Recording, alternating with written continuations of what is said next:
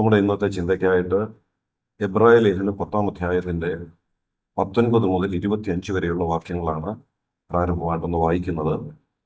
Hebrews chapter 10 versus 19 to 25.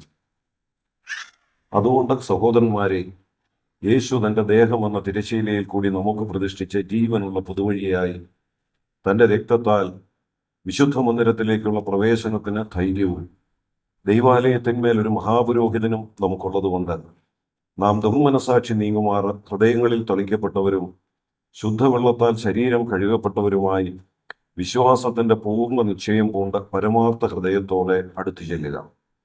പ്രത്യാശയുടെ സ്വീകാരം നാം മുറുകെ പിടിച്ചുകൊള്ളുക. വാഗ്ദത്തം ചെയ്തവൻ വിശ്വസ്തനല്ല. ചിലർ ചെയ്യുന്നത് പോലെ നമ്മുടെ സഭായോഗങ്ങളെ ഉപേക്ഷിക്കാതെ തമ്മിൽ പ്രബോധിപ്പിച്ചുകൊണ്ട് സ്നേഹത്തിനും സൽപ്രവൃത്തികൾക്കും ഉത്സാഹം വർദ്ധിപ്പിക്കാൻ അന്യോന്യം സൂക്ഷിച്ചു വരിക. നാൾ സമീപിക്കുന്നു എന്ന് കാണും തോറും അത് അധികമായി ചെയ്യേണ്ടതാകുന്നു. ധാരാളം പ്രായോഗിക ആലോചനകൾ നിറഞ്ഞ ഒരു വേദഭാഗമാണ് ഞാനിപ്പോൾ വായിച്ചു കേൾപ്പിച്ചത്. ഈ ഭാഗത്തുള്ള പല ചിന്തകളും മറ്റു പല മെസ്സേജുകളുടെ ഇടയ്ക്ക് ഞാൻ തന്നെ ഓർപ്പിച്ചിട്ടുള്ള പല വിഷയങ്ങളാണ്. എന്നാൽ ഇന്ന് ആ വേദഭാഗത്ത് നിന്ന് മാത്രം അവിടെ പറഞ്ഞിട്ടുള്ള വിഷയങ്ങളുടെ പ്രാധാന്യം ഒന്ന് ഓർപ്പിക്കാം. അതൊരാവർത്തനമാകാം എങ്കിലും ആ ക്രമത്തിന് നാം അത് ആവർത്തിച്ച് ചിന്തിക്കുന്നത് നല്ലതാണ്. കാരണം ഇവിടെ പറഞ്ഞ വിഷയങ്ങളുടെ ഒരു പ്രാധാന്യം, ഒരു എമർജൻസി അതിൻ്റെ ഒടുവിൽ പറഞ്ഞാണ് അത് അവസാനിപ്പിച്ചിരിക്കുന്നത്. ഇത് അധികമായി ചെയ്യേണ്ടത് എന്ന് പറഞ്ഞ് ചില നിർദ്ദേശങ്ങൾ അവിടെ തന്നിരിക്കുകയാണ്. ഈ അധികമായി ചെയ്യുക എന്ന് പറഞ്ഞാൽ നമ്മുടെ ഭാഷയിൽ തന്നെ ആ വാക്കിന്റെ അർത്ഥം നമുക്ക് മനസ്സിലാക്കാം. ഇപ്പം ചെയ്തുകൊണ്ടിരിക്കുന്നതിനേക്കാൾ കൂടുതലായിട്ട്. ഇപ്പം മേളിൽ പറഞ്ഞിരിക്കുന്ന കാര്യങ്ങളൊക്കെ നമ്മൾ അനുസരിക്കുന്നുണ്ടായിരിക്കാം, നമ്മളതൊക്കെ പാലിക്കുന്നുണ്ടായിരിക്കാം. പക്ഷെ അതിനേക്കാൾ കൂടുതലായിട്ട് അധികമായി ചെയ്യേണ്ടതായി പറഞ്ഞിട്ടുള്ള ചില നിർദ്ദേശങ്ങളാണ്. അതെന്തുകൊണ്ടാണെന്നും പറയുന്നുണ്ട്. അധികമായി ചെയ്യാനായിട്ട് പറഞ്ഞിരിക്കുന്നതിന്റെ കാരണം അവിടെ പറയുന്നുണ്ട്.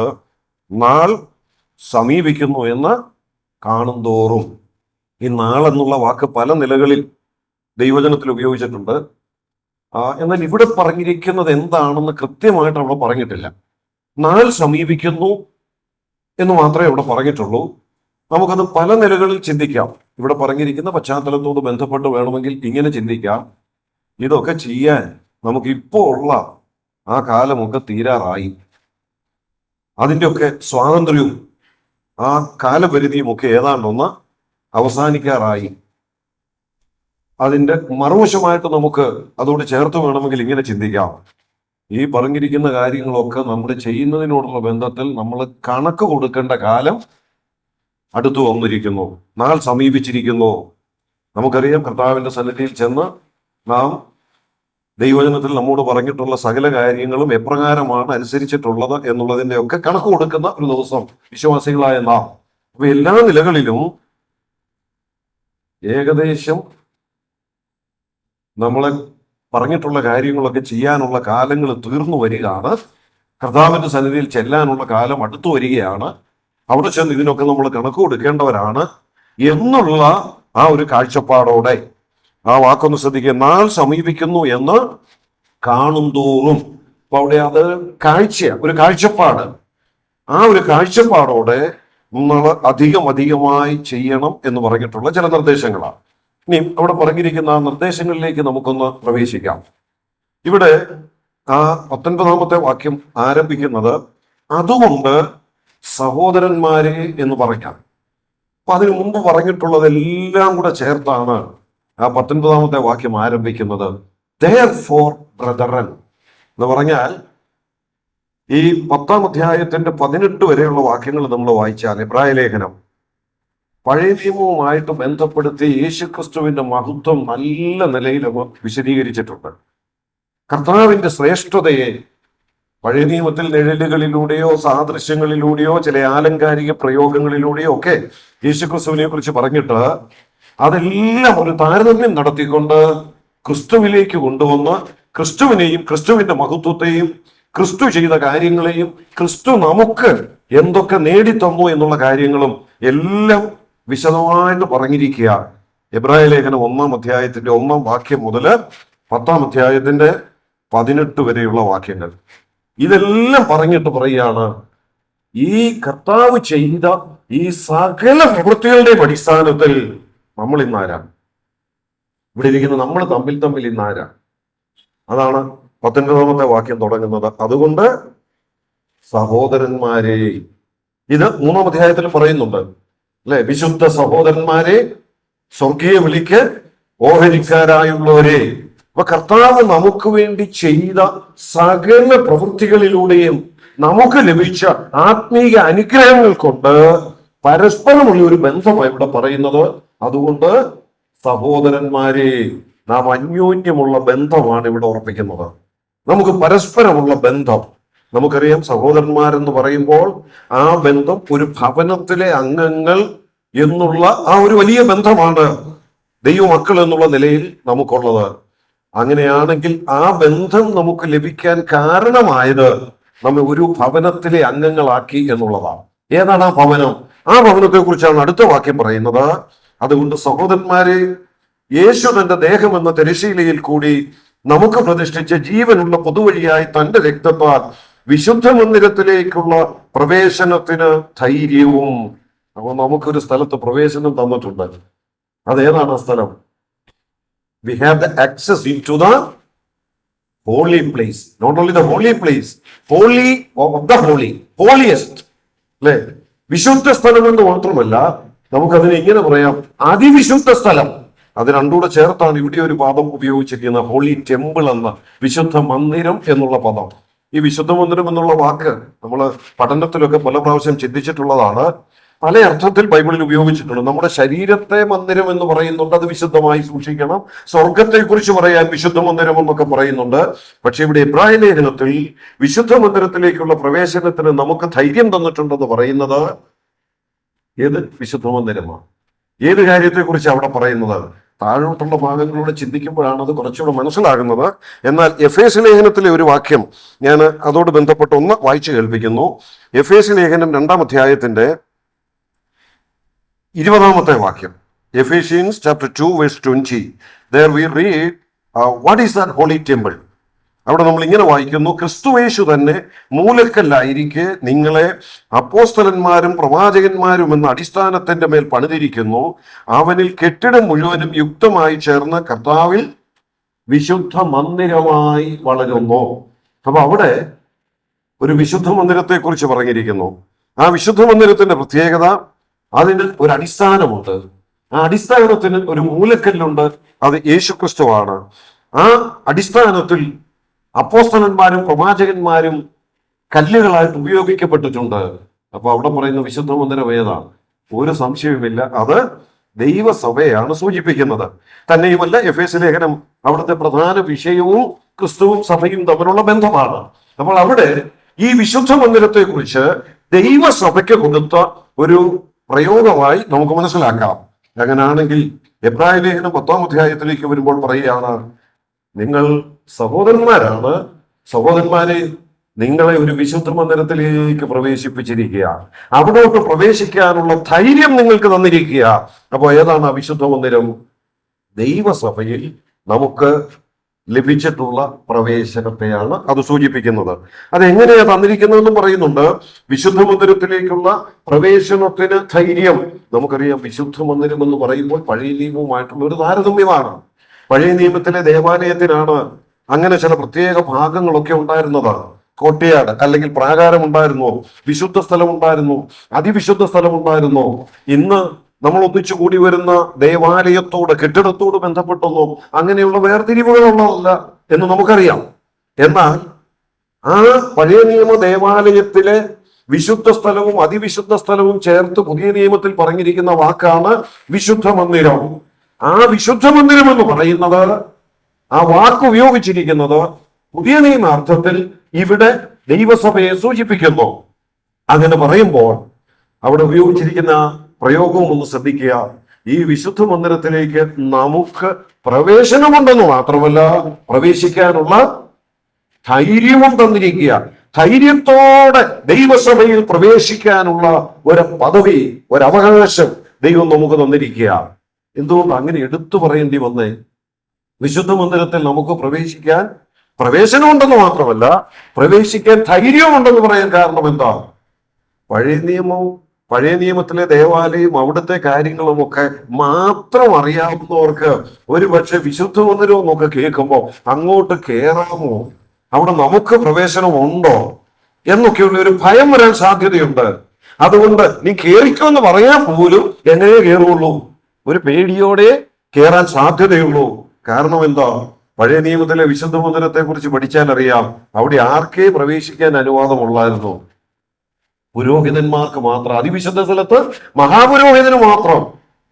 നമ്മൾ 5-ാം സങ്കീർത്തനത്തിന്റെ 7-ാം വാക്യം വായിച്ചാൽ അറിയാം, ഇസ്രായേലിന്റെ രാജാവായിരുന്ന ദാവീദ് പോലും പറയുന്ന ഒരു വാക്കുണ്ട്. നമ്മൾ സാധാരണ ആരാധനയിലൊക്കെ വായിക്കാറും പറയാറുമുള്ള ഒരു വാക്യമാണ്.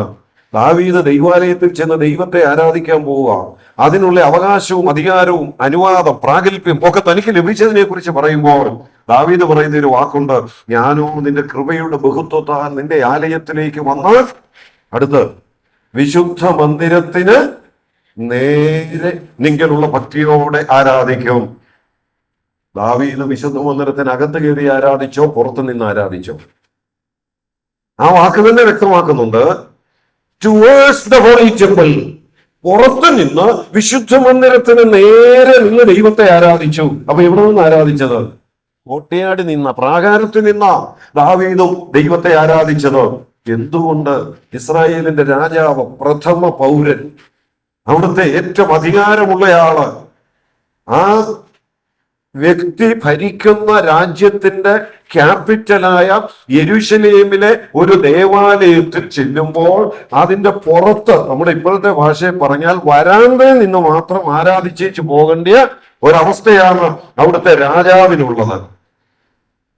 രാജാവിന് അവിടെ പ്രവേശനമില്ലെങ്കിൽ പിന്നെ സാധാരണക്കാരൻ ഒരാളോട് ചെന്നേച്ച് പുള്ളി അവിടെ നിൽക്കട്ടെ, നിങ്ങൾ കയറിക്കോ എന്ന് പറഞ്ഞാൽ ആ ആളിനവിടെ കയറാൻ ധൈര്യം വരുമോ? ധൈര്യം വരത്തില്ല. എന്നാൽ പുതിയ നിയമത്തിലേക്ക് വരുമ്പോൾ നമ്മളോട് പറയാ, നിങ്ങൾ കയറിക്കോ, നിങ്ങൾക്ക് പ്രവേശനം തന്നിരിക്കുക, നിങ്ങൾക്ക് അതിനുള്ള ധൈര്യം തന്നിരിക്കുക. ഇതാണ് പുതിയ നിയമസഭ, പുതിയ നിയമസഭയിലുള്ള നമ്മുടെ പ്രത്യേകമായ അവകാശവും പദവിയും എന്ന് പറയുന്നത്. ദാവീദിന് കയറാൻ കഴിയാത്തതിന് പല കാരണങ്ങളുണ്ട് നമുക്കറിയാം. രാജാവാണെങ്കിലും ഈ വിശുദ്ധ സ്ഥലം, അവിടെ ഒരു തിരശീലയുണ്ട്, ആ തിരശീല കൊണ്ട് മറച്ചിരിക്കുക. അതിനപ്പുറത്തോട്ട് കാല് കുത്തണമെങ്കിൽ ലേവ്യ ഗോത്രത്തിൽപ്പെട്ട ആളായിരിക്കണം, നീ അല്ലെങ്കിൽ പുരോഹിതനായിരിക്കണം. നീ അതും കഴിഞ്ഞ് അപ്പുറത്തൊരു തിരശീലയുണ്ട്, അതിനകത്തോട്ട് കാല് കുത്തണമെങ്കിൽ മഹാപുരോഹിതനായിരിക്കണം. ദാവീദ് രാജാവാണ്, യഹൂദ ഗോത്രത്തിൽപ്പെട്ടവനാ, ലേവ്യ ഗോത്രത്തിൽപ്പെട്ടവനല്ല, പൗരോഹിത്യവുമില്ല. അതുകൊണ്ട് ദാവീദിനെ സംബന്ധിച്ചിടത്തോളം അവിടെ ഒരു കർട്ടനുണ്ട്, അതിന്റെ ഇപ്പുറത്തല്ലാതെ അപ്പുറത്തോട്ട് കാലുകുത്താൻ ദാവീദിന് അവകാശമില്ല. പുതിയ നിയമത്തിലേക്ക് വരുമ്പോൾ ഈ നിഴലുകളെല്ലാം മാറ്റി അതിന്റെ പൊരുളായ വിശുദ്ധ മന്ദിരത്തെ കുറിച്ച് പറയുക. ഈ ക്രിസ്തുവിലൂടെ നിങ്ങൾക്ക് ലഭിച്ച സാഹോദര്യ ബന്ധം, ഇത് നിങ്ങളെ തമ്മിൽ ബന്ധിപ്പിക്കുന്നത് ഇതിനകത്തുള്ള പ്രവേശനത്തിന് കിട്ടിയ അനുവാദം കൊണ്ടാ, ഇതിനകത്ത് പ്രവേശിക്കാൻ നിങ്ങൾക്കുള്ള ധൈര്യം കൊണ്ടാ. ഇനി അത് പറയുമ്പോൾ എബ്രായ ലേഖനം 4-ാം അധ്യായത്തിൽ നമ്മൾ വായിക്കുന്നുണ്ട്, നമ്മൾ വിശുദ്ധ സ്ഥലത്ത് മാത്രമല്ല അതിവിശുദ്ധ സ്ഥലത്തും കയറാൻ അവകാശം കിട്ടിയവരാ. അതുകൊണ്ട് തത്സമയത്ത് സഹായത്തിനുള്ള കൃപ പ്രാപിപ്പാൻ ധൈര്യത്തോടെ, അതെവിടെ ഇരിക്കുന്ന കൃപാസനം? അതിവിശുദ്ധ സ്ഥലത്താണ്. അപ്പോൾ അവിടെയും നമുക്ക് കയറാം എന്ന് പറഞ്ഞാൽ, ഒരു മഹാപുരോഹിതനു മാത്രം ആണ്ടിൽ ഒരിക്കൽ കയറാൻ അവകാശമുണ്ടായിരുന്ന അതിവിശുദ്ധ സ്ഥലത്തും കയറാൻ അവകാശം. ഇനി നമ്മൾ ഇതിന്റെ താഴോട്ട് വായിച്ചാൽ അറിയാം, നമ്മൾ ഈ വിശുദ്ധ മന്ദിരത്തിലേക്ക് ചെല്ലുമ്പോൾ അതിന്റെ വിശുദ്ധ സ്ഥലമാകട്ടെ അതിവിശുദ്ധ സ്ഥലമാകട്ടെ കൃപാസനം ഇരിക്കുന്നവരാകട്ടെ, അവിടെ ചെല്ലുമ്പോൾ ആണ്ടിൽ ഒരിക്കൽ മാത്രം ഒരു മഹാപുരോഹിതൻ കയറിയിരുന്നിടത്ത് ഇപ്പോൾ മഹാപുരോഹിതൻ അവിടെ എപ്പോഴും ഇരിപ്പുണ്ടെന്നാണ്, അല്ലേ? അതല്ലേ അതിന്റെ അടുത്ത വാക്യം പറയുന്നത്, 20-ാം വാക്യം. അങ്ങനെ പ്രവേശത്തിനുള്ള ധൈര്യവും, അടുത്ത വാക്യം, ദൈവാലയത്തിന്മേൽ ഒരു മഹാപുരോഹിതനും നമുക്ക് ഉള്ളത് കൊണ്ട്. അപ്പൊ ഈ ദേവാലയത്തിൽ അല്ലെങ്കിൽ ഈ വിശുദ്ധ മന്ദിരത്തിൽ മഹാപുരോഹിതൻ എപ്പോഴൊക്കെയാ വരുന്നത്? പഴയ നിയമത്തിലെ വിശുദ്ധ മന്ദിരത്തിൽ മഹാപുരോഹിതൻ ആണ്ടിൽ ഒരിക്കലാണ് കയറിക്കൊണ്ടിരുന്നത്. പക്ഷെ നമുക്ക് പ്രവേശനം തന്നിരിക്കുന്ന ഈ വിശുദ്ധ മന്ദിരം എന്ന ദൈവാലയത്തിൽ, ദൈവാലയം എന്നുള്ള വാക്ക് അവിടെ ഉപയോഗിച്ചിട്ടുണ്ട്, വിശുദ്ധ മന്ദിരം എന്നുള്ള വാക്ക് ഉപയോഗിച്ചിട്ടുണ്ട്, താഴോട്ട് വരുമ്പോൾ സഭ എന്ന വാക്ക് ഉപയോഗിച്ചിട്ടുണ്ട്. ഈ ദൈവസഭയിൽ നമ്മൾ കടന്നു ചെല്ലുമ്പോൾ, കടന്നു ചെന്നിട്ട് കഴിഞ്ഞ വർഷം വന്നത് ഇനി അടുത്ത വർഷം ആ മഹാപുരോഹിതന്റെ വരവിന്റെ ദിവസത്തിന് വേണ്ടി നമ്മൾ കാത്തിരിക്കേണ്ട ആവശ്യമുണ്ടോ? വേണ്ടെന്ന് അവിടെ പറയുന്നത്.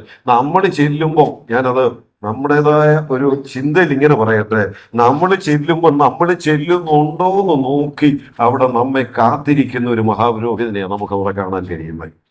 മഹാപുരോഹിതൻ നമ്മൾ വരുന്നുണ്ടോ എന്ന് നോക്കുകയല്ല, നമ്മൾ വരുന്നുണ്ടോ എന്ന് നോക്കി ആ മഹാപുരോഹിതൻ അവിടെ നമ്മെ കാത്തിരിക്കുക. അവിടെ എഴുതിയിരിക്കുന്ന ശ്രദ്ധിച്ച്, അവിടെ ചെല്ലുമ്പോൾ ദൈവാലയത്തിന്മേൽ ഒരു മഹാപുരോഹിതനും നമുക്ക് ഉള്ളത് കൊണ്ട്. അപ്പൊ ഇത്രയും കാര്യങ്ങൾ മനസ്സിൽ വെച്ചാണ് ഇനി അടുത്ത കാര്യം ഞാൻ സൂചിപ്പിക്കാനായിട്ട് പോകുന്നത്. ഇപ്പൊ ഞാൻ പറഞ്ഞ കാര്യങ്ങൾ ഞാൻ ഒന്നുകൂടെ ഒന്ന് എടുത്തു പറയുക. നമുക്ക് ദൈവസഭയിൽ ദൈവം പ്രവേശനത്തിന് ധൈര്യവും തന്നിട്ടുണ്ട്. 2, അതിനകത്ത് പ്രവേശനമുള്ള ദൈവമക്കളായ നമുക്ക് തമ്മിൽ ഒരു ബന്ധമുണ്ട്, അത് സാഹോദര്യ ബന്ധമാണ്. 3, നമ്മൾ ഈ വിശുദ്ധ മന്ദിരത്തിനകത്ത് നിൽക്കുമ്പോൾ നമ്മുടെ മഹാപുരോഹിതൻ സദാസമയം അവിടെ നമുക്ക് നടുവിലുണ്ട്. തന്റെ വാഗ്ദത്വം അങ്ങനെയാണല്ലോ. ആ വാഗ്ദത്വവും വാക്കും മാറ്റാൻ കർത്താവിന് കഴിയത്തില്ല. അടുത്ത് താഴോട്ട് വരുമ്പോൾ അത് പറയുന്നുണ്ട്. അവൻ വിശ്വസ്തൻ എന്നുള്ള ആ ആശയവും വെളിപ്പെടുത്തുന്നുണ്ട്. 23-ാം വാക്യം, പ്രത്യാശയുടെ സ്വീകാരം നാം മുറുകെ പിടിച്ചുകൊള്ളുക, വാഗ്ദത്വം ചെയ്തവൻ വിശ്വസ്തനല്ലോ. എന്താ വാഗ്ദത്വം ചെയ്തത്? കൂടി വരുന്നെങ്കിൽ അവരുടെ നടുവിൽ ഞാൻ ഉണ്ടെന്ന് വാഗ്ദത്തം ചെയ്തിട്ടുണ്ട്. അതിന്റെ പിന്നിലെ വ്യവസ്ഥകളൊക്കെ ചില പ്രത്യേക പശ്ചാത്തലത്തിലാണ്. എന്നാൽ നമുക്കറിയാം, നാം കർത്താവിന്റെ നാമത്തിൽ കൂടി വരവുകളിൽ കർത്താവിന്റെ സാന്നിധ്യം വാക്ക് പറഞ്ഞവനാണ് നമ്മുടെ കർത്താവ്. വാഗ്ദത്തം ചെയ്തവൻ വിശ്വസ്തനാണ്. ഇത്രയും കാര്യങ്ങൾ നമ്മൾ മനസ്സിൽ വെച്ചാൽ ഇനി അടുത്ത കാര്യങ്ങൾ നമ്മൾ പ്രായോഗിക വശമാണ്. നമ്മൾ ചിന്തിക്കേണ്ട, പ്രായോഗികമാക്കേണ്ട ചില കാര്യങ്ങളാണ് ഇനി അടുത്ത് പറയുന്നത്. അതിന്റെ 24-ാം വാക്യമാണ് ഇവിടെ പറഞ്ഞിരിക്കുന്ന വിശുദ്ധ മന്ദിരം സഭയോട് ബന്ധപ്പെടുത്തി പറഞ്ഞിരിക്കുന്നു എന്ന് ഈ ഭാഗത്തുനിന്ന് തന്നെ നമുക്ക് മനസ്സിലാക്കാൻ സഹായിക്കുന്ന ഒരു വാക്യം. 24-ാം വാക്യം എന്താ? നിങ്ങൾക്ക് വിശുദ്ധ മന്ദിരത്തിനകത്ത് പ്രവേശനത്തിന് ധൈര്യമുണ്ടെന്ന് പറഞ്ഞിട്ട് അടുത്തു പറയുകയാണ്, അതുകൊണ്ട് നിങ്ങൾ ധൈര്യത്തോടെ അടുത്ത് ചെല്ലണം, ഒരു യോഗവും ഉപേക്ഷിക്കരുത്. അപ്പൊ അവിടെ പറയുന്ന യോഗം ഏത് യോഗത്തെ കുറിച്ചാണ്? അവിടെ തന്നെ എഴുതിയിട്ടുണ്ട്, സഭായോഗം. അവിടെ സഭായോഗം എന്നല്ല, ചിലർ ചെയ്യുന്നത് പോലെ നമ്മുടെ സഭാ യോഗങ്ങളെ ഉപേക്ഷിക്കാതെ. അപ്പം ഇതിനകത്തുള്ള പ്രവേശനത്തിന് ധൈര്യം തന്നിട്ടുള്ളത് കൊണ്ട് സഭായോഗങ്ങളെ ഉപേക്ഷിക്കരുത്. ഈ ഒരു ആശയം പല നിലകളിൽ നമ്മളൊക്കെ ചിന്തിക്കുന്നതാണ്, പറയാറുള്ളതാണ്. മറ്റു പല സന്ദേശങ്ങളോട് ബന്ധപ്പെട്ടും ഈ ആശയത്തെ വിശദമായിട്ട് ഞാൻ പറഞ്ഞിട്ടുള്ളതാ. മറ്റു ദൈവദാസന്മാരും അത് സൂചിപ്പിച്ചിട്ടുള്ളതാ. അതുകൊണ്ട് ആ ഒരു ആശയത്തെ ഞാൻ മറ്റു വാക്യങ്ങൾ ചേർത്ത് വിശദീകരിക്കാനായിട്ട് ഇപ്പൊ ശ്രമിക്കുന്നില്ല. ഇങ്ങനെ മാത്രം പറയട്ടെ, നമ്മുടെ സഭായോഗങ്ങളെ ഉപേക്ഷിക്കാതെ മുൻപോട്ട് സഭായോഗങ്ങളുടെ പ്രാധാന്യം മനസ്സിലാക്കി വേണം നാം ആത്മീയ ജീവിതം നയിക്കാൻ എന്നുള്ളത് ഒരു വലിയ മുന്നറിയിപ്പായിട്ട് തന്നെ ഇവിടെ തന്നിരിക്കുന്നത്. അത് പറഞ്ഞിട്ടാണ് അടുത്ത വാക്യം പറയുന്നത്, അധികം ചെയ്യണം, നാൾ സമീപിക്കുന്നു. ഒരു വലിയ മുന്നറിയിപ്പോടുകൂടി തന്നെയാണ് അത് അവിടെ ഓർമ്മിക്കുന്നത്. ഇനി അവിടെ നമ്മൾ ചെല്ലുമ്പോൾ ശ്രദ്ധിക്കേണ്ട ചില കാര്യങ്ങളെ കുറിച്ച് അവിടെ പറയുന്നത് 21-ാം വാക്യം, ദൈവാലയത്തിന്മേൽ ഒരു മഹാപുരോഹിതനും നമുക്കുള്ളത് കൊണ്ട്. ഇനി പറയുന്നതൊന്ന് ആ വായിക്കുന്നൊന്ന് ശ്രദ്ധിക്കുക. നാം ദുർമനസാക്ഷി നീങ്ങുമാറ് ഹൃദയങ്ങളിൽ തളിക്കപ്പെട്ടവരും ശുദ്ധവെള്ളത്താൽ ശരീരം കഴുകപ്പെട്ടവരുമായി വിശ്വാസത്തിന്റെ പൂർണ്ണ നിശ്ചയം കൊണ്ട് പരമാർത്ഥ ഹൃദയത്തോടെ അടുത്തു ചെല്ലുക. പ്രത്യാശയുടെ സ്വീകാരം നാം മുറുകെ പിടിച്ചുകൊള്ളുക. വാഗ്ദത്തം ചെയ്തവൻ വിശ്വസ്തനല്ലോ. ചിലർ ചെയ്യുന്നത് പോലെ നമ്മുടെ സഭായോഗങ്ങൾ ഉപേക്ഷിക്കാതെ തമ്മിൽ പ്രബോധിപ്പിച്ചുകൊണ്ട് സ്നേഹത്തിനും സൽപ്രവൃത്തികൾക്കും ഉത്സാഹം വർദ്ധിപ്പിക്കാൻ അന്യോന്യം സൂക്ഷിച്ചു കൊള്ളുക. നമ്മൾ ആ ഭാഗം ആ വായിച്ചതിൽ നിന്ന് ചില കാര്യങ്ങൾ മനസ്സിലാകും. എന്നാൽ ഞാൻ അതൊന്ന് പോയിന്റ് ആയിട്ടൊരു 3 കാര്യമായിട്ട് അതൊന്ന് എടുത്തു പറയുക. ഇത്രയും നമ്മൾ ചിന്തിച്ച, നമുക്ക് ലഭിച്ച പ്രവേശനത്തിന്റെ അടിസ്ഥാനത്തിൽ, നമുക്ക് ലഭിച്ച ബന്ധത്തിന്റെ അടിസ്ഥാനത്തിൽ, നമ്മുടെ മഹാപുരോഹിതന്റെ സാന്നിധ്യം ഉണ്ടെന്നുള്ളതിന്റെ അടിസ്ഥാനത്തിൽ നമ്മൾ ശ്രദ്ധിക്കേണ്ട 3 കാര്യങ്ങൾ, അത് 3 പോയിന്റ് ആയിട്ട് ഞാനൊന്ന് എടുത്തു പറയാം. 1, ചെല്ലുമ്പോൾ എങ്ങനെ വേണം ചെല്ലാൻ? ഹൃദയം ശുദ്ധമായിരിക്കണം. അത് പറയാനായിട്ട് ഉപയോഗിച്ചിരിക്കുന്ന പല വാക്കുകൾ ശ്രദ്ധിച്ചേ. ദുർമനസാക്ഷി നീങ്ങുമാറ് ഹൃദയങ്ങളിൽ തളിക്കപ്പെട്ടവര്, ശുദ്ധവെള്ളത്താൽ ശരീരം കഴുകപ്പെട്ടവര്, വിശ്വാസത്തിന്റെ പൂർണ്ണ നിശ്ചയം പൂണ്ട് പരമാർത്ഥ ഹൃദയത്തോടെ. അവിടെ എല്ലാം ഒരു വാക്കിന് ഊന്നൽ കൊടുത്തിട്ടുണ്ട്. ഏതാണ് ആ വാക്ക്? ദൈവസന്നിധിയിൽ നമ്മൾ ചെല്ലുമ്പോൾ നമ്മുടെ ഏത് ഭാഗമാണ് കൂടുതൽ നമ്മൾ ശുദ്ധമായിട്ട് സൂക്ഷിക്കേണ്ടത്? ഹൃദയം. ഹൃദയം എങ്ങനെ സൂക്ഷിക്കണമെന്നുള്ളതിനാണ് അവിടെ പ്രാധാന്യം കൊടുത്തിരിക്കുന്നത്. ദൈവാലയത്തിലേക്ക് കടന്നു ചെല്ലുമ്പോൾ, വിശുദ്ധ മന്ദിരത്തിലേക്ക് നമ്മൾ കടന്നു ചെല്ലുമ്പോൾ, അവിടെ ആദ്യ ഭാഗത്ത് വിശുദ്ധ മന്ദിരം എന്ന് പറഞ്ഞിരിക്കുന്നത് സാർവത്രിക സഭയിൽ നമുക്ക് ലഭിച്ച പ്രവേശനത്തെ കുറിച്ചാണ്. എന്നാൽ അതിന്റെ താഴോട്ട് വരുമ്പോൾ നാം കടന്നു ചെല്ലേണ്ട, നാം അടുത്ത് ചെല്ലേണ്ട വിശുദ്ധ മന്ദിരത്തിന്റെ ആ മിനിയേച്ചർ ഫോം ആണ് സഭായോഗങ്ങൾ. അതാണ് താഴോട്ട് വിശദീകരിക്കുന്നത്. അപ്പം സഭായോഗങ്ങൾക്ക് വരുമ്പോൾ നമ്മൾ ഏറ്റവും വൃത്തിയായിട്ട് സൂക്ഷിക്കേണ്ട ഭാഗം ഏതാണ്? അതാണ് ആ ഭാഗത്ത് പറഞ്ഞിരിക്കുന്നത്. നമുക്കറിയാം, നമ്മൾ യോഗങ്ങൾക്കൊക്കെ വരുമ്പോൾ, പ്രത്യേകിച്ച് ആഴ്ചവട്ടത്തിന്റെ 1-ാം ദിവസത്തെ കൂടിവരവിന് വരുമ്പോൾ, മറ്റെല്ലാ യാത്രകൾക്ക് ഉപയോഗിക്കുന്നതിനേക്കാൾ, ഒരുപക്ഷെ മറ്റ് കൂടിവരവുകൾക്ക് പോകുന്നതിനേക്കാൾ ഭംഗിയായിട്ട് നമ്മുടെ വസ്ത്രമൊക്കെ, അല്ലെങ്കിൽ എല്ലാ നിലകളിലും കുറച്ചുകൂടെ ഭംഗിയോടെ വെടിപ്പോടെ ഒക്കെയാണ് നമ്മൾ കടന്നു വരുന്നതാണ്. അതെല്ലാം ബാഹ്യമായ ഒരു ശുദ്ധീകരണം എന്ന് മാത്രമേ നമുക്ക് പറയാൻ കഴിയുന്നുള്ളൂ.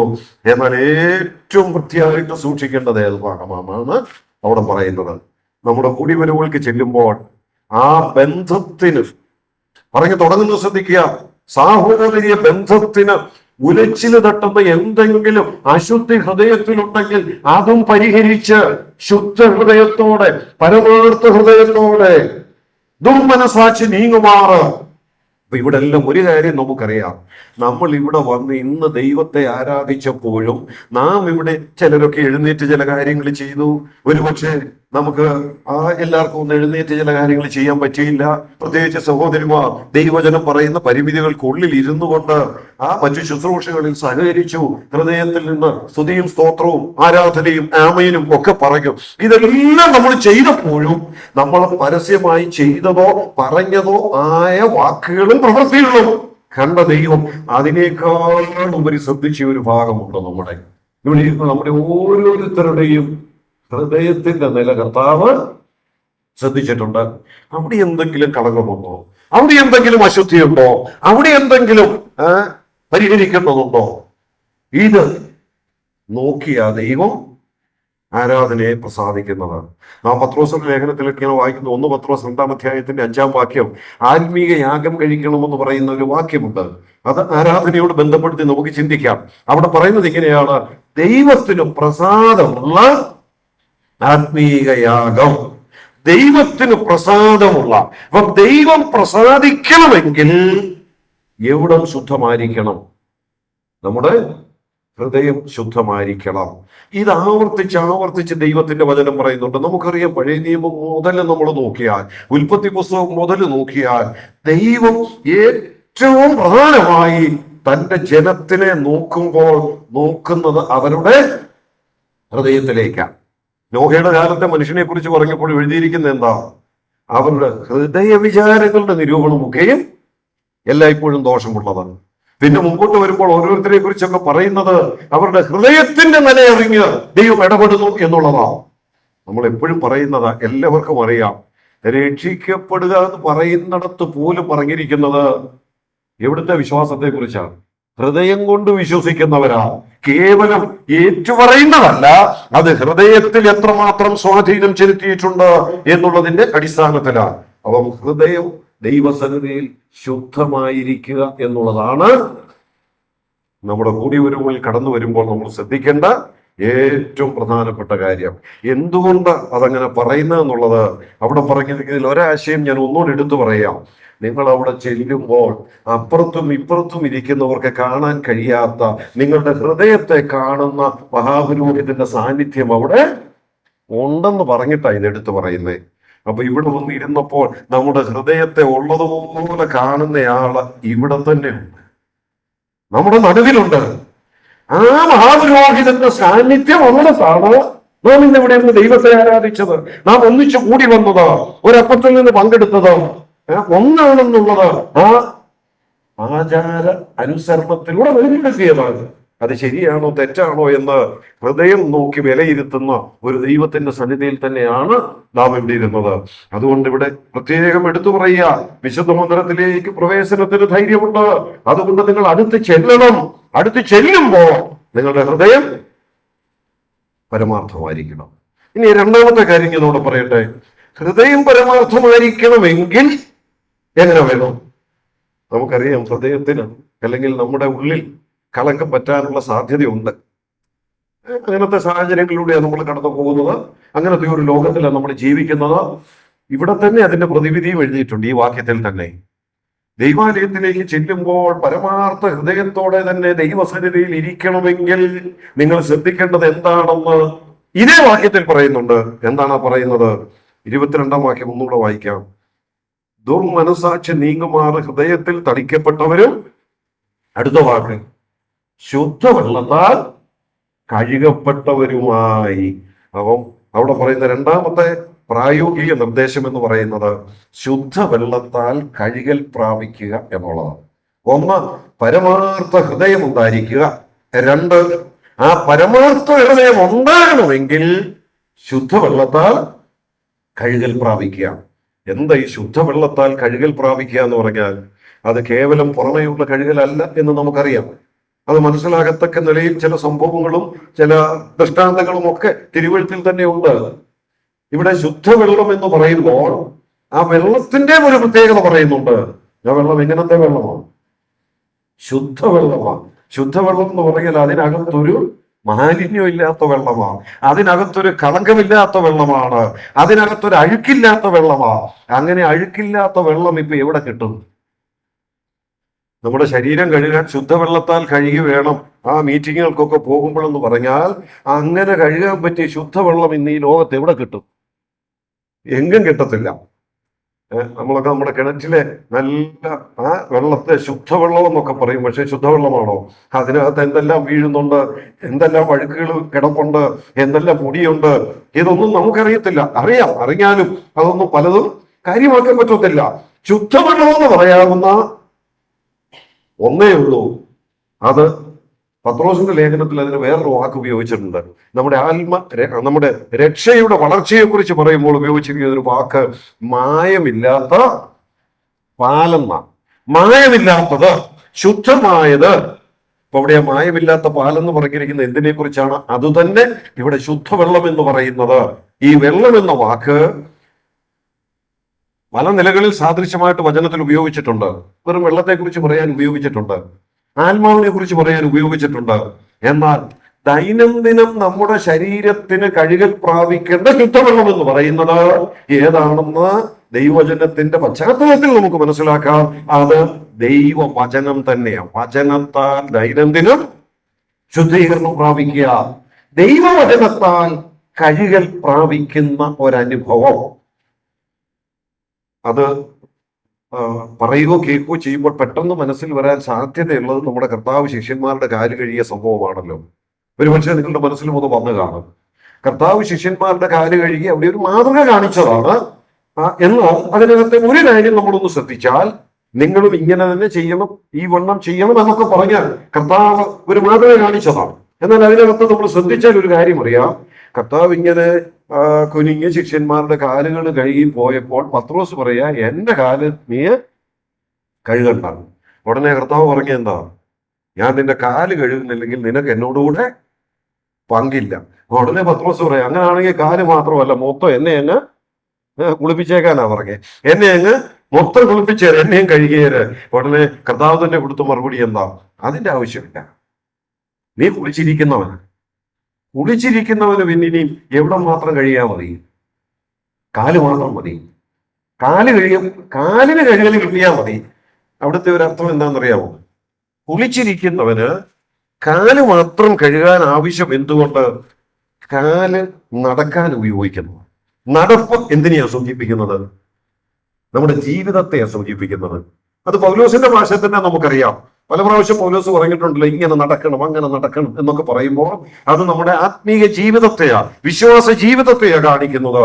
അപ്പോൾ അവിടെ പറയുന്നത് കുളിച്ചിരിക്കുന്ന ഒരു വ്യക്തി തന്റെ ജീവിതത്തിന്റെ വഴികളിൽ പറ്റുന്ന കറയും ചുളുക്കവും കഴുകിക്കളഞ്ഞാൽ മതി.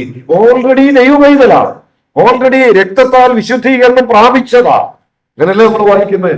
അവന്റെ പുത്രനായ യേശുവിന്റെ രക്തം സകല പാപവും പോക്കി നമ്മെ ശുദ്ധീകരിക്കുന്നു. കാൽവറിയിൽ ചൊരിയപ്പെട്ട രക്തത്താൽ കുളിച്ചിരിക്കുന്നവരാ, നമ്മൾ ശുദ്ധീകരണം പ്രാപിച്ചവരാ. ഈ ചിലയിടത്തൊക്കെ ഇങ്ങനെ കേൾക്കുന്നുണ്ട്, ചിലപ്പം ചിലരൊക്കെ അറിയാതെ പറഞ്ഞു പോകുന്നതാണ്. ദൈവമക്കൾ എന്ന് അവകാശപ്പെടുന്നു. യേശു ക്രിസ്തുവിന്റെ രക്തത്താൽ പാപമോചനം പ്രാപിച്ചവര്, വിശുദ്ധീകരണം പ്രാപിച്ചവര് ദൈവമക്കൾ. അവർ ചിലപ്പോൾ പ്രാർത്ഥിക്കുമ്പോൾ ഇങ്ങനെയൊക്കെ പ്രാർത്ഥിക്കുന്ന കേട്ടിട്ടുണ്ട്: ദൈവമേ, രക്തത്താൽ ഞങ്ങളെ ഇനിയും ശുദ്ധീകരിക്കണമേ, ഇനിയും കഴുകണമേ. ഇനിയും രക്തത്താൽ കഴുകേണ്ട ആവശ്യമുണ്ടോ? ഓൾറെഡി കുളിച്ചിരിക്കുക, ഓൾറെഡി രക്തത്താൽ കഴുകൽ പ്രാപിച്ചിരിക്കുക.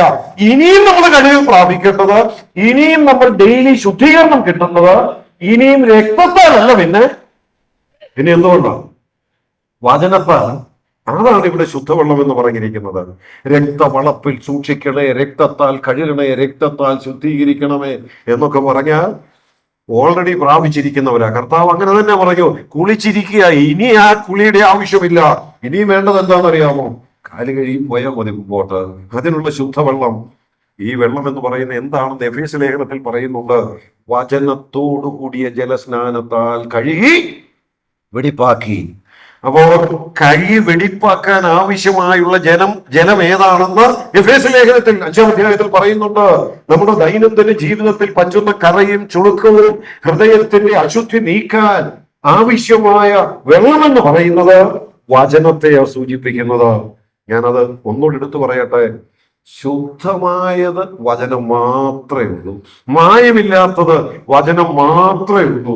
അതുകൊണ്ട് വചനത്താൽ ലഭിക്കുന്ന കഴുകലിലൂടെ മാത്രമേ മനസാക്ഷി ശുദ്ധമായി പരമാർത്ഥ ഹൃദയത്തോടെ നമുക്ക് കൂടി വരാനായിട്ട് കഴിയുകയുള്ളൂ. അത് സാധിക്കണമെങ്കിൽ, ഞാനത് ഇവിടെ എഴുതിയിട്ടുള്ളതല്ല, വചനത്തിൽ നിന്ന് പറയുന്ന ഒരാശയവുമല്ല, എന്നാൽ ഞാൻ ഇങ്ങനെ പറയട്ടെ: നമ്മളൊക്കെ നമ്മുടെ ശരീരത്തിന്റെ ശുദ്ധിക്ക് വേണ്ടി കുളിക്കുന്നവരാണ്, ശരീരത്തിന്റെ ശുദ്ധിക്ക് വേണ്ടി നമ്മൾ വെള്ളം ഉപയോഗിക്കുന്നവരാണ്. സാധാരണ ഈ സമയത്തൊക്കെ പലരും 2 പ്രാവശ്യമെങ്കിലും കുളിക്കും, അല്ലേ? ചിലപ്പം 3 പ്രാവശ്യമൊക്കെ കുളിക്കേണ്ടി വന്നിട്ടുണ്ട്. പകല് വീണ്ടും ചില യാത്രയൊക്കെ ചെയ്ത് വേർത്തൊക്കെ വന്നു കഴിഞ്ഞാൽ അങ്ങനെയൊക്കെ നീ പോട്ടെ. കുറഞ്ഞത് 1 പ്രാവശ്യമെങ്കിലും കുളിക്കാത്തവര് ആരുമില്ല. 1 പ്രാവശ്യമെങ്കിലും കുളിക്കുക എന്നുള്ളത് നമ്മുടെ ഒരു ഡെയിലി റുട്ടീനാണ്, നമ്മുടെ ദിനചര്യയുടെ ഭാഗമായി തീർന്നിരിക്കുക. ആ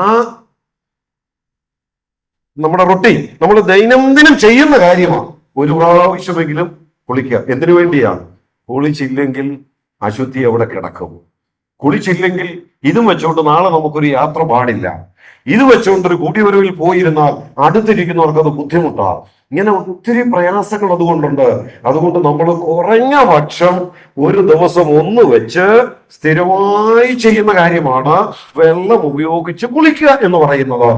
അങ്ങനെയാണെങ്കിൽ ഞാൻ പറയട്ടെ, കുറഞ്ഞ പക്ഷം 1 ഈ വചനത്തോടു കൂടിയ കഴുകലിനു വേണ്ടി, ദൈവവചനത്താൽ കഴുകൽ പ്രാപിക്കാൻ വേണ്ടി നമ്മെ തന്നെ ഒന്ന് ഏൽപ്പിച്ചു കൊടുക്കുന്നില്ലെങ്കിൽ നമ്മൾ വേറൊരു സ്ഥലത്ത് ചെല്ലുമ്പോൾ അതിന്റെ ദുർഗന്ധം അവിടെ അനുഭവിക്കും.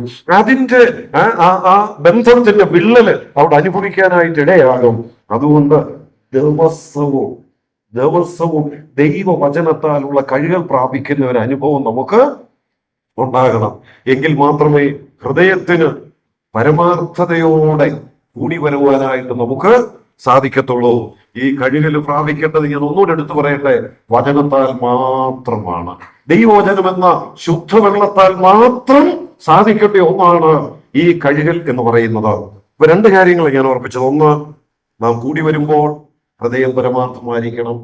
2, നാം കൂടി വരുമ്പോൾ ശുദ്ധവെള്ളത്താൽ കഴുകൽ പ്രാപിച്ച അനുഭവം നമുക്കുണ്ടായിരിക്കണം. കറയും ചുളുക്കവും ഒക്കെ മാറ്റി വെടിപ്പാക്കി വരുന്ന ഒരു അനുഭവം നമുക്കുണ്ടായിരിക്കണം. 3ാമത്തതോടെ വേഗത്തിൽ ഞാൻ ഓർപ്പിക്കട്ടെ: അങ്ങനെ നിങ്ങൾ കൂടി വരുമ്പോൾ അവിടെ എന്താ സാധിക്കേണ്ടത്? ഇങ്ങനെ കൂടി വന്നാലേ അത് സാധിക്കുള്ളൂ. അതും അവിടുത്തെ ഒരാശയമാണ്. കൂടി വരുമ്പോൾ എന്താ സാധിക്കേണ്ടത്? 24-ന്റെ ഒടുവിലും 25-ലുമായിട്ട് പറയുന്നു: തമ്മിൽ പ്രബോധിപ്പിച്ചുകൊണ്ട് സ്നേഹത്തിനും സൽപ്രവൃത്തികൾക്കും ഉത്സാഹം വർദ്ധിപ്പിപ്പാൻ അന്യോന്യം സൂക്ഷിച്ചുകൊള്ളുക. അവിടെ പറഞ്ഞിരിക്കുന്ന വാക്കുകൾ എല്ലാം കൂടെ ചേർത്ത് ഒരാശയം മാത്രമായിട്ട് ഞാൻ പറയാം. പ്രബോധിപ്പിക്കുക എന്നുള്ളതൊക്കെ അവിടെ പറഞ്ഞിട്ടുണ്ട്. അന്യോന്യം സൂക്ഷിക്കുക എന്നൊക്കെ പറഞ്ഞിട്ടുണ്ട്.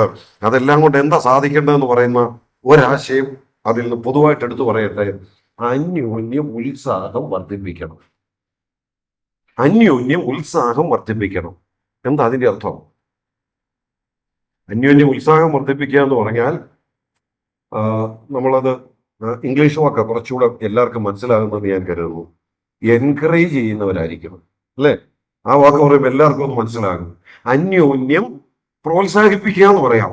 അന്യോന്യം എൻകറേജ് ചെയ്യുന്നവര് ഏത് കാര്യത്തിൽ? അന്യോന്യം ആത്മീയ വളർച്ചയ്ക്ക് ആവശ്യമായ എല്ലാ എൻകറേജ്മെന്റും കൊടുക്കാനായിട്ട് നമ്മൾ കൂടി വരുമ്പോൾ നമുക്ക് സാധിക്കണം. അതാണ് കൂടി വരുമ്പോൾ കൊണ്ട് സാധിക്കേണ്ട, തമ്മിൽ അന്യോന്യം സാധിക്കേണ്ട ഒരു കാര്യമായിട്ട് അവിടെ പറയുന്നത്. നമ്മൾ ചിന്തിച്ചിട്ടുള്ളതാണ്. ആ ഒരു സ്വഭാവം ഉണ്ടായിരുന്ന ഒരാളെ കുറിച്ച്, അല്ലെ? ഒരാളെ ബൈബിളിലെ ഒരു കഥാപാത്രത്തെ കുറിച്ച് നമ്മൾ വായിക്കുന്നുണ്ട്. ആ ആളിന്റെ സ്വഭാവം തന്നെ ഇതായിരുന്നു. എന്ത്? യെരുശലേമിലായിരുന്നപ്പം അവിടെ ഉള്ളവർക്ക് എൻകറേജ്മെന്റ്, അവിടുന്ന് അന്ത്യോക്യ ചെന്നപ്പം അവിടെ ഉള്ളവർക്ക് എൻകറേജ്മെന്റ്. ബർന്നബാസ്, ഞാൻ ബർന്നബാസിനെ കുറിച്ച് തന്നെ ഒരു മെസ്സേജ് പറഞ്ഞതാണ്. അതുകൊണ്ട് ആ വ്യക്തിയുടെ പ്രോത്സാഹന സ്വഭാവത്തിന്റെ വിശദീകരണത്തിലേക്ക് പോകുന്നില്ല. പക്ഷെ അന്ന് പറഞ്ഞതെങ്കിലും ഒരു കാര്യം ഞാൻ എടുത്തു പറയട്ടെ. ബർന്നബാസിനെ കണ്ട്, ബർന്നബാസിന്റെ പേരെന്തായിരുന്നു? അതാ പേരിന്റെ അർത്ഥം. ബർന്നബാസിന്റെ ശരിക്കുള്ള പേര് യോസഫ് എന്നായിരുന്നു. അപ്പോസ്തല പ്രവൃത്തിയിലുണ്ടല്ലോ, യോസഫ് എന്നായിരുന്നു പേര്. പക്ഷെ ഈ ബർന്നബാസ് എന്നുള്ള പേര് എങ്ങനെ കിട്ടിയതാണ്? മറുപേരുള്ള എന്ന് പറഞ്ഞാൽ നമ്മുടെ ഇപ്പോഴത്തെ ഭാഷ പറഞ്ഞ ഇരട്ടപ്പേരായിരുന്നു, അല്ലെ? ഈ യോസഫ് എന്ന് പറയുന്ന ആ സഹോദരൻ സഭയിൽ ചെയ്യുന്ന ശുശ്രൂഷയെല്ലാം കണ്ടപ്പോ, അദ്ദേഹം മറ്റുള്ളവരെ എല്ലാ നിലയിലും പ്രോത്സാഹിപ്പിക്കുന്നത് കണ്ടപ്പോ കളിയാക്കി വിളിച്ചതാരാന്നറിയാമോ? അവിടുത്തെ പ്രധാനികളാണ്. അപ്പോസ്തലന്മാർ മറുപേർ വിളിച്ച എന്നാ അവിടെ എഴുതിയിരിക്കുന്നത്. ഈ ബർന്നബാസ് അവിടെ ചെയ്യുന്ന ചില ശുശ്രൂഷകളെല്ലാം കൂടെ കണ്ടപ്പോൾ അപ്പോസ്തലന്മാരെല്ലാം കൂടെ ഒന്ന് കളിയാക്കി വിളിച്ചിട്ടുണ്ട്. ഇവൻ ആരാ? ഇവൻ പ്രബോധനപുത്രൻ, പ്രബോധിപ്പിക്കുന്നവൻ. ആ വാക്കിന്റെ ശരിയായ പദം ബർന്നബാസ്. അവസാനം ഇന്ന് അങ്ങേരെ അറിയണമെങ്കിൽ നമ്മൾ ഏത് പേര് വിളിക്കണം? ആ പഴയ കുപ്രദ്വീപുകാരനായ യോസഫ് എന്ന് പറഞ്ഞാൽ ഇവിടെ ഇരിക്കുന്ന ആർക്കും അറിയത്തില്ല. ഈ ഇരട്ടപ്പേരില്ല ഇന്നും ആള് അറിയപ്പെടുന്നത്. അപ്പൊ സ്വഭാവത്തിന്റെ പ്രത്യേകത നമ്മളൊന്ന് ശ്രദ്ധിച്ച്, അതൊരു ക്രെഡിറ്റ് ആയി, അത് തന്റെ ജീവിതത്തിന്റെ ഭാഗമായി, അത് താൻ അറിയപ്പെടുന്ന പേരായിട്ട് മാറി, അത് തന്റെ സ്വഭാവത്തിന്റെ ഭാഗമായിട്ട് മാറി. അത് നല്ലൊരു ദൃഷ്ടാന്തം ബർന്നബാസിൽ നിന്ന് ഒത്തിരി പഠിക്കാനുണ്ട്. ആ ബർന്നബാസിനെ കുറിച്ച് തന്നെ മുമ്പേ വിശദീകരിച്ചിട്ടുള്ളതാണ്. അതുകൊണ്ട് അത് ആവർത്തിക്കുന്നില്ല. നമ്മുടെ കൂടി വരുമ്പോഴും എന്താ സാധിക്കേണ്ടത്? അന്യോന്യം ഉത്സാഹം വർദ്ധിപ്പിക്കാൻ എല്ലാ മേഖലകളിലും. വല്ലപ്പോഴൊക്കെ വരുന്നവരാണെങ്കിൽ ഒന്ന് വന്നു കഴിയുമ്പോൾ ഇനി വരാൻ ഒരു എൻകറേജ്മെന്റ് കിട്ടണം. വല്ലപ്പോഴൊക്കെ എഴുന്നേക്കുന്നവരാണെങ്കിൽ ഇനി അടുത്ത ആഴ്ച ഒന്ന് എഴുന്നേക്കാൻ ഒരു എൻകറേജ്മെന്റ് കിട്ടണം. ഇങ്ങനെ എല്ലാ മേഖലയിലും അന്യോന്യം ഉത്സാഹിപ്പിക്കുന്നവരായിരിക്കുക. ഇതാര് ചെയ്യേണ്ടതാ? ചുരുക്കം ചിലര് മാത്രം ചെയ്യേണ്ട കാര്യമായിട്ടല്ല പറയുന്നത്, എല്ലാവർക്കുമുള്ള നിർദ്ദേശമായിട്ടാണ് പറയുന്നത്. അന്യോന്യം ഉത്സാഹം വർദ്ധിപ്പിക്കുന്നവർ. ഞാൻ പറഞ്ഞതെല്ലാം കൂടെ ഒന്നുകൂടെ ഒരു മിനിറ്റ് കൊണ്ട് പറഞ്ഞ് അവസാനിപ്പിക്കാം. നമുക്ക് ചില പദവികൾ ദൈവം തന്നിട്ടുണ്ട്. ദൈവസഭയിലെ പ്രവേശനം തന്നിട്ടുണ്ട്. അതിനകത്ത് പരസ്പരം സാഹോദര്യ ബന്ധം തന്നിട്ടുണ്ട്. ആ ബന്ധത്തിൽ നാം കൂടി വരുമ്പോൾ മഹാപുരോഹിതനായ കർത്താവിന്റെ സാന്നിധ്യം നമുക്ക് ഉറപ്പ് തന്നിട്ടുണ്ട്. അതുകൊണ്ട് നമ്മൾ ശ്രദ്ധിക്കേണ്ട 3 കാര്യങ്ങൾ.